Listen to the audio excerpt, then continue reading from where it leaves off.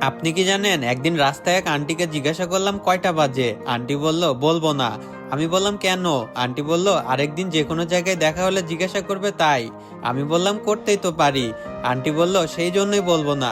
আমি বললাম কারণটা কি?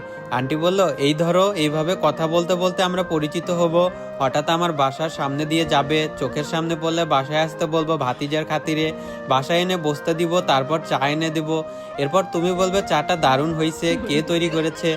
আমি বলবো আমার মেয়ে। তারপর তুমি বলবে দেখি আপনার মেয়েকে, এত ভালো চা যিনি বানান তাকে একটা ধন্যবাদ জানাই। তারপরে হাই হ্যালো এইসব হবে, কিছু কথাবার্তা হবে। তারপর মাঝে মাঝে আমার বাসায় আসতে থাকবে।